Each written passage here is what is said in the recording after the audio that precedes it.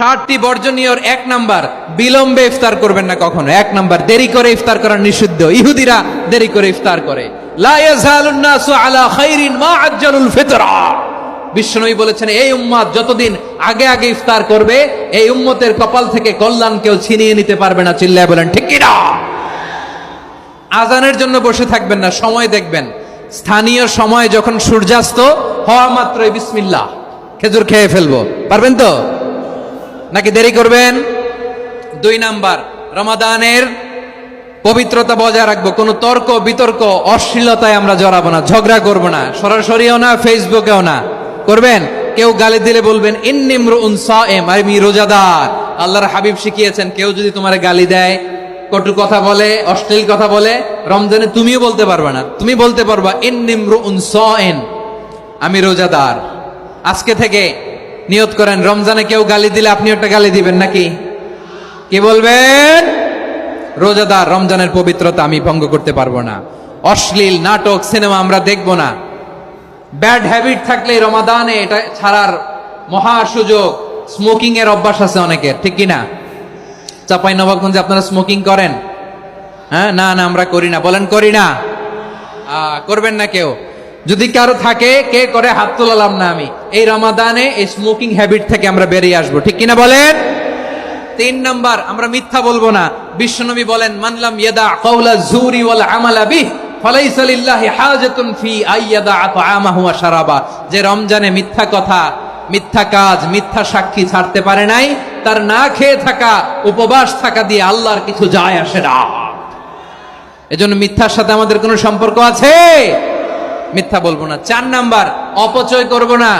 ইন্নাল মুবাযযিরিনা কানু ইখওয়ানাশ শায়াতিন ওয়া কানা শাইতানু লিরাব্বিহি কাফুরা। অপচয়কারী শয়তানের ভাই। আচ্ছা, যে শয়তানের ভাই ও নিজেও আরেকটা কি? শয়তান। যে শয়তানের ভাই ও নিজেও আরেকটা কি? অপচয় করব না। ইফতারি করতে যে আমরা অনেকে অপচয় করি, এগুলো করবেন আপনারা না। অপচয় অপব্যয় করব না। 5 নাম্বারে, রিয়া, লোক দেখানো ইবাদত আমরা করব না। লোক দেখানোর জন্য নামাজ, রোজা, জিকির, তেলাওয়াত, দান সদকা এগুলো করলে আল্লাহর দরবারে এগুলো কবুল হবে?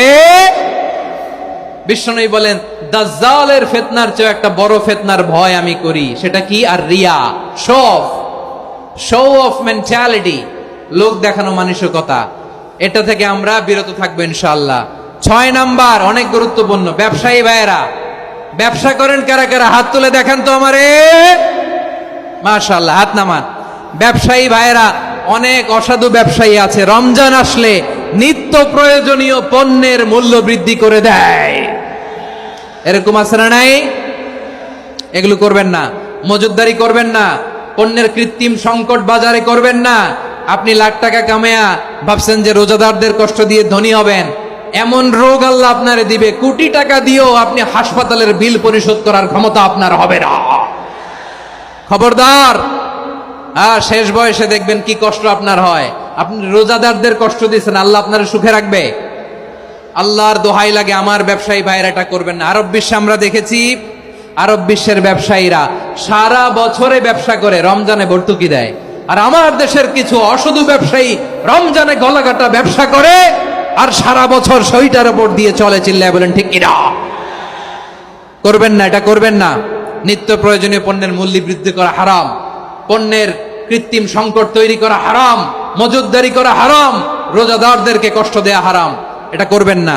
7 নাম্বারে সর্বশেষ কথা, অধীনস্থ যারা আছে তাদের কাজের চাপ আপনারা কমিয়ে দিবেন। কাজের লোক, ফ্যাক্টরির ওয়ার্কার, স্টাফ, তাদের প্রতি যদি রহম করেন, আপনার উপর রহম করবে কে?